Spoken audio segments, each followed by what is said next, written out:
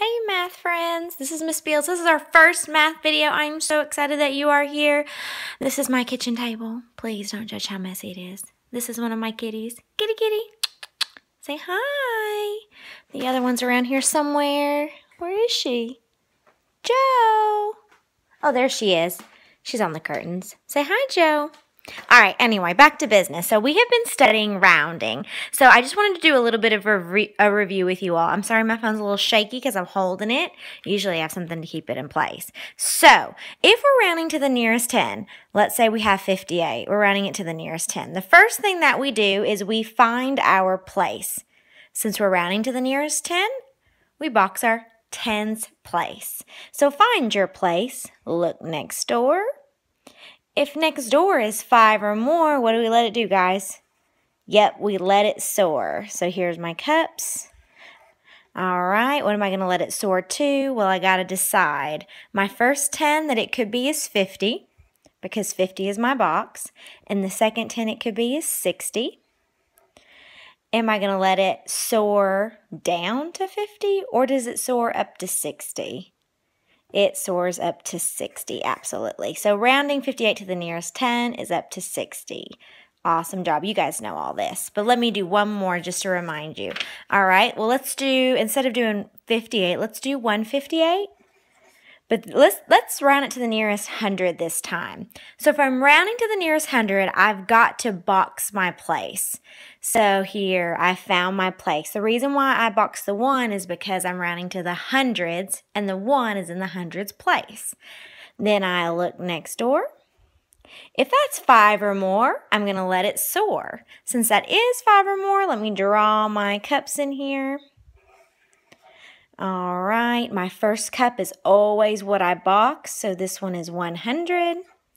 The second cup, parents, you might not know what cup means. We did an activity in class, and we used cups to represent what our two possible answers could be. And then my next one is 200, because that's 100 above it. Since that is 5 or more, we soar up to 200. So 158 rounded to the nearest 100 is 200. All right, but this is the new thing that we're going to learn tomorrow, and I'm going to be super impressed if you come in knowing it. The new thing we're going to learn tomorrow is, what do you do when you have 158 like this, but I ask you to round it to the tens place? Okay, if I ask you to round this number to the tens place, the first step is find your place. So because it's the tens place, I'm not going to box the 1, I'm going to box the tens. So I box the tens place. Okay? Now the next step is look next door. So I draw my arrow next door. If that is 5 or more, I'm going to let it soar. All right, we're drawing our cups so we know what our two possible answers could be. Okay, here's our 2 cups.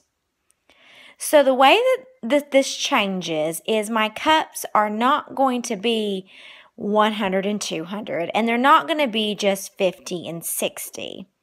Now my cups they are going to have that number in them, but I've got to start with the 100. So my first cup would be 150, because I use that number that I've boxed. And my second cup is going to be a 10 greater than this. So this 10 is 50. So I'm going to go 110 greater and make it 160. Okay? Because I'm running to the nearest 10, my two options are 150 and 160. So I look at next door. That 8 is bigger. Remember, 5 or more, I'm going to let it soar up to 160. So my answer is 160. Let's try another one. Let's try the number 243. But again, I'm rounding it to the nearest 10. So the number I'm going to box is in the tens place. Okay?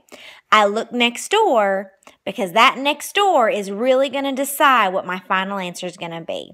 All right, so let me draw my cups just like we did in class. Again, since I'm rounding to the nearest 10, my cups aren't going to be 200 and 300. They're also not going to be just 40 and 50.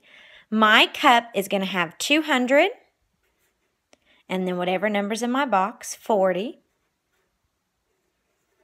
And then if I go 110 greater, I get 200, but not 40, it's 250. Great job. So, is my answer 240 or 250?